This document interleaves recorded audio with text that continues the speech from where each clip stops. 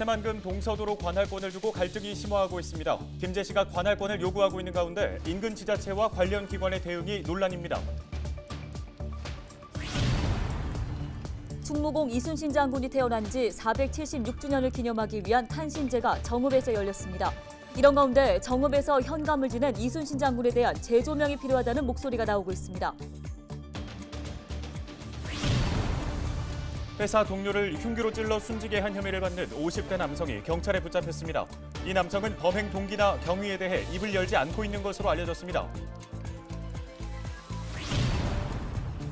정읍의 한 축사에서 불이 나 돼지 1,300여 마리가 폐사했습니다. 이 불로 소방서 추산 2억 원이 넘는 재산 피해가 났습니다.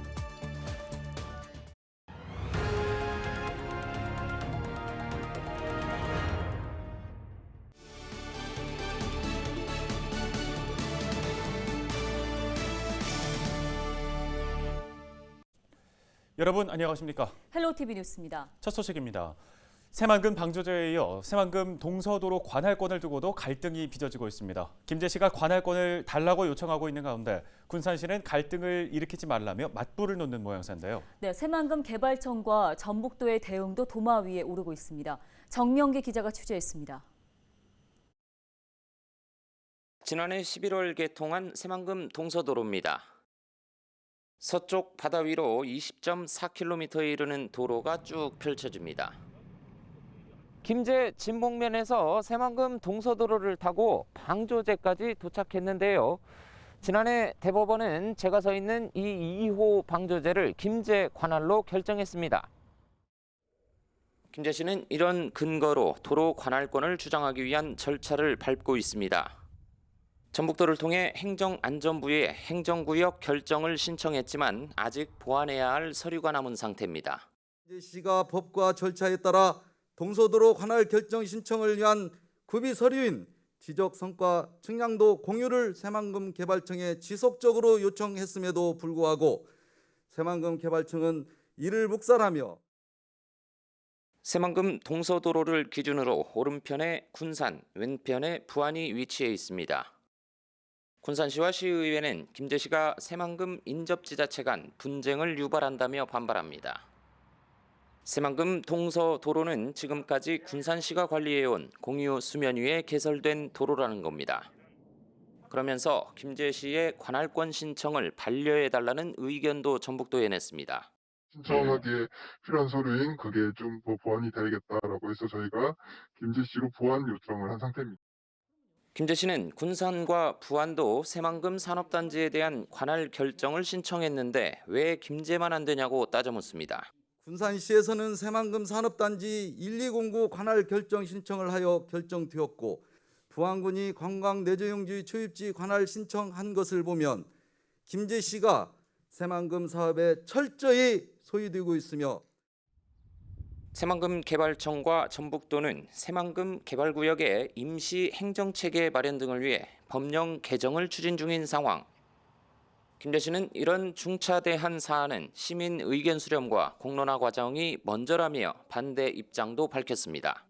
헬로티비 뉴스 정명기입니다. 정읍의 한 축사에서 불이 나 돼지 1,300여 마리가 폐사하는 피해가 발생했습니다. 28일 새벽 4시 40분쯤 정읍시 감곡면 한 축사에서 화재가 발생해 인명피해는 없었지만 돼지 1,300여 마리가 폐사하고 축사 일부가 소실돼 소방서 추산 2억 1천만 원 상당의 재산 피해가 발생했습니다. 경찰과 소방당국은 목격자 등을 상대로 정확한 화재 원인을 조사 중입니다. 노을대교 조기 착공을 바라는 고창 부안 군민 3만 명의 서명이 국회에 전달됐습니다. 유기상 고창 군수는 진선미 국회 국토교통위원장을 만나 노을대교 건립의 당위성을 설명했습니다. 고창군과 부안군은 지난 3월 말부터 노을대교 조기 건립을 위한 범군민 서명운동을 진행했습니다. 정읍시가 코로나19로 소득이 감소한 법인 택시 기사 지원에 나섭니다. 지원 대상은 지난해 2월 1일 이전에 입사해 매출이 감소한 법인 택시 기사인데요. 정읍시는 긴급 고용안정지원금 70만 원과 시비 30만 원을 더해 총 100만 원을 지급합니다. 회사 동료를 흉기로 찔러 숨지게 한 혐의로 50대 남성이 경찰에 붙잡혔습니다. 완주경찰서는 살인 혐의로 59살 A씨를 체포해 조사하고 있다고 밝혔습니다. A씨는 28일 오전 9시 40분쯤 완주군 모악산 주차장에서 회사 동료를 흉기로 여러 차례 찔러 숨지게 한 혐의를 받고 있습니다. A씨는 범행 동기나 경위에 대해서 아직 입을 열지 않고 있는 것으로 알려졌습니다. 4월 28일은 충무공 이순신 장군이 태어난 지 476주년이 되는 날입니다. 정읍에서도 이를 기념하기 위해 탄신제가 열렸습니다. 네, 그런데 한편에선 정읍에서 현감을 지낸 이순신 장군에 대한 재조명이 필요하다는 목소리가 나오고 있습니다. 이진철 기자가 전해드립니다. 예복을 갖춘 사람들이 재래의식을 거행합니다. 1549년 임진왜란이 일어나기 3년 전 정읍 현감으로 부임했던 이순신 장군을 기리기 위해서입니다. 오늘날 시장 군수에 해당하는 현감으로 재직하며 백성들의 신망을 받았던 이순신 현감. 일찍이 정읍에선 그를 기리기 위한 움직임이 활발했습니다. 당시 이순신 현감이 전라 좌수사로 영전한 것을 기념해 충렬사를 지을 정도였습니다. 행정관리로서 정읍 현감으로 이제 부임을 하셔가지고 백성과 가까이 지내면서 그 백성의 어려운 실태도 알게 되고, 그래서 백성 사랑할 마음을 정읍 현감 계실 적에 함양을 했다고 그래요. 처음 세워진 충렬사는 흥선대원군 때 서원 철폐령으로 철거됐지만 얼마 지나지 않아 이순신 위패를 모시는 유해사가 들어섰습니다.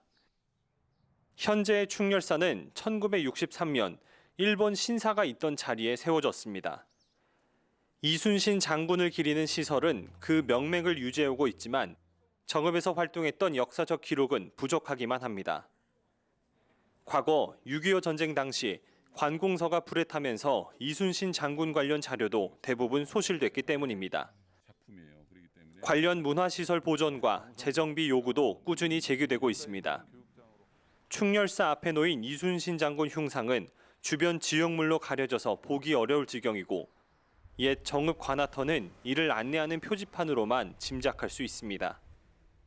충렬사에 놓인 이순신 영정은 친일 작가 장우성이 그린 것으로 알려지면서 교체 요구도 계속해서 이어져 왔습니다.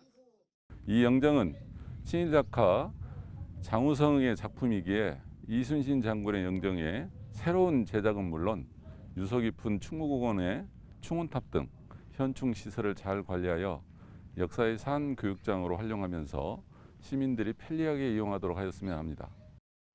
467년이 넘도록 우리에게 아직까지 백전불패의 영웅으로 남아있는 충무공 이순신. 정읍에서의 그의 업적과 발자취를 재조명해야 한다는 요구가 이어지고 있습니다. 헬로티비 뉴스 이진철입니다.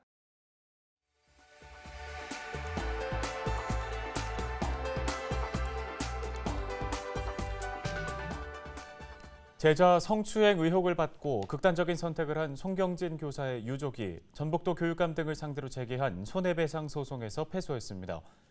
28일 전주지법 정읍지원은 교육당국의 인권침해 조사와 재발방지 후속 조치가 불필요하다고 단정할 수 없다며 원고 패소 판결을 내렸습니다. 유족은 수사기관의 내사가 혐의 없음으로 종결됐는데도 교육당국이 징계 절차에 들어가 고인을 죽음으로 내몰았다며 4억 4천여만 원의 배상을 요구했습니다. 한편 부안 모 중학교에서 근무하던 송 교사는 지난 2017년 4월 제자 성추행 의혹을 받은 뒤 전북교육청이 징계 절차에 들어가자 극단적인 선택을 했습니다. 지역 내 청년들의 인적 네트워크 형성과 문화활동 참여를 위한 청년 동아리 지원 사업이 남원시에서 진행됩니다. 남원시는 지역에 거주하는 만 19세에서 39세 청년 3인 이상으로 이루어진 동아리 13팀을 선정했습니다. 선정된 동아리는 팀당 100만 원 이내로 활동비와 재료비, 강사비 등을 지원받을 예정입니다. 지역 내 청년들이 우리 사회의 다양한 분야에 참여해서 지역사회의 구심점이 될 수 있기를 바랍니다. 남원시가 경력단절 여성을 대상으로 산모 신생아 건강관리사 양성과정을 진행합니다. 이번 양성과정은 이른바 경력단절 여성 경단녀 18명을 대상으로 62시간의 교육이 이루어져 참여자 전원 수료증을 취득했습니다. 이번 교육 참여자들은 현장 실습 과정을 진행합니다. 산모 신생아 건강관리사 양성 과정을 통해서 산모의 집에 들어가서 신생아 관리, 산모 건강 관리, 가사 지원 서비스를 활동하시게 될 겁니다.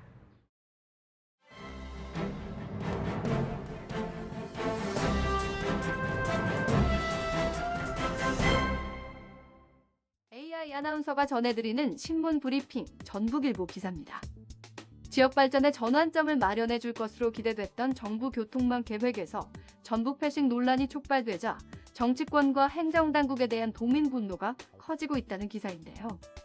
국토교통부와 정치권에 따르면 정부는 올 상반기 중 제4차 국가철도망, 제2차 국가도로망 및 고속도로, 제4차 국도국지도, 제6차 공항계획을 발표할 예정이라고 합니다.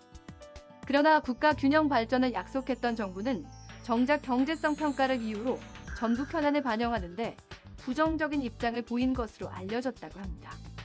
교통 인프라가 기업 유치 경쟁력과 정주 여건을 결정짓는 지역 발전의 가장 중요한 요소임에도 정치권과 행정은 소극적인 태도로 일관하면서 비판받고 있다고 전했는데요.